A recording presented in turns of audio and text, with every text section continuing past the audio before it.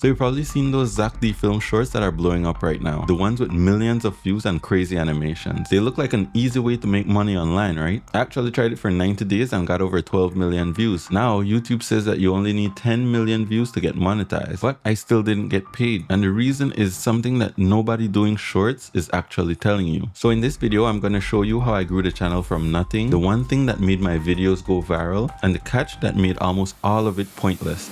So the first thing I did was look at what was already working. And when I dug into this channel, that's when I realized something. These guys aren't doing all of it alone. They have a whole team of animators, and each one of these videos cost them hundreds of dollars to make. So the question I kept asking myself was, can I do this alone without all of those crazy animations? And I had to find out. So that's when I created the channel Timeless Wealth. And the idea was pretty simple. I'd use Zack D Film-style, but tell historical stories instead. And from there, I just committed to posting consistently and see what would happen. At first it was rough, I'm not gonna lie. I posted my first short and it just sat there at a couple thousand of views before it died. And when you spend hours on content like this, animating, building the scene, editing, and then it flops, it kind of messes with you. You start wondering if you picked the right niche, if the algorithm just doesn't like you. And to be honest with you, I almost didn't post the second video because of that. But I told myself, you know what, I just gotta get something out. So for the next video, I rushed it. I threw a script together, kept the animation basic, and I hit publish and I went to sleep. And when I woke up the next morning, I checked my phone and I had to look twice because it was already at 1 million views just in a couple of hours. So I went from feeling like I'm wasting my time to sitting there like this actually works. And that's exactly where I messed up because I thought I cracked the code. So I sat down and I looked at what I had done. And in my head, I was thinking, okay, the script side, I have that. That part felt figured out. The animations were already cool, but that's the part where I thought I could level up, make them smoother, make them better, push the visual side a little farther. So that's where I put all my focus. And those next few shorts, they didn't go anywhere. Not all of them, but enough that I had to sit back and ask myself like, what's happening here? Because I'm putting in way more work in these ones now. So why did the one I rushed do millions of views and these ones were only doing 30,000? Like something wasn't adding up. And that's when I understand that I didn't really know why my videos went viral in the first place. I got lucky and I convinced myself that it was my skills. But if I wanted it to work long term, I'd have to stop guessing and start studying. So I went back and put my viral shorts next to the ones that flopped. Then I studied other channels in the space, and after going through all of it, I found the one thing that mattered. It was never about the animations in the first place. And I think that's what tripped most people up with this style. Because you see Zack D Films with those crazy visuals, you think that that's what making his videos work, but it's really not. The animation is just packaging. The thing that's actually making people stop scroll is the story itself. I mean, think about it. My second video, the one that I rushed with the most basic animations that I've ever done, that's the one that hit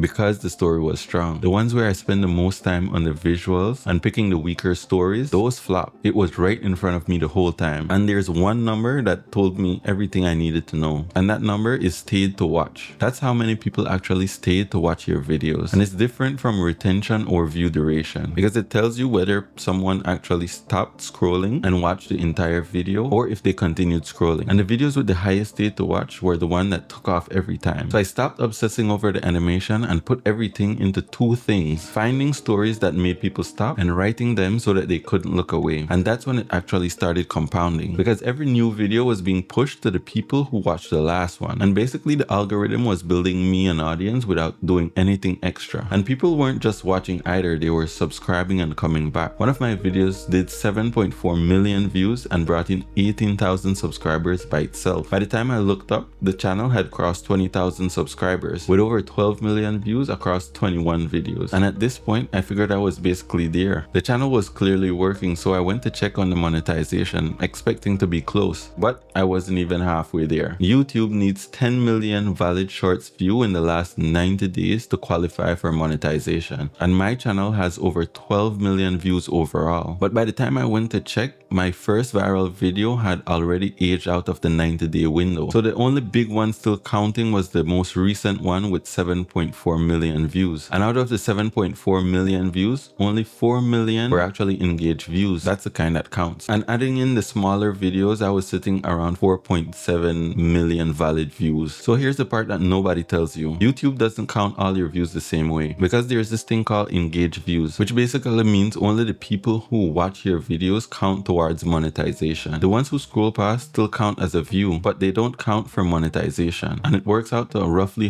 half of the views. So when YouTube says that you need 10 million views, what they actually mean is you need closer to 20 million. And that's a huge difference. It's something that someone just starting shorts doesn't know. Honestly, this is the kind of thing that YouTube should tell you up front, because there's a lot more stuff like this that I had to figure out the hard way. Like how I actually find stories that hit, how I write scripts, and what I change in my process once I knew about the monetization stuff. I'll be putting all of it on my Patreon. So if you want to skip the 90 days of figuring it out and just see what works, I'll leave the link for that in the description. But either way, here's what I'd tell you if you were starting tomorrow. First, stop worrying about the animation. Remember my second video, the one I rushed with basic animations? That one did millions of views because the story carried the video. The animation is just how you deliver it. Next, your first second of your video is everything. The goal is to open with a situation that is so compelling, but the outcome isn't obvious. Something where the viewer can't predict how it's going to go down. So they have to stick around to see how it ends. Because if they can guess how it's going in the first second, they'll just swipe. And third, watch your stayed to watch number instead of your view count, because that's a number that actually tells you if the algorithm is going to push your video or kill it. So that's it for this video, guys. If you guys want to see more of this kind of content, make sure to like this video and subscribe, because I'm going to be posting a lot more content like this. I'll see you in the next one.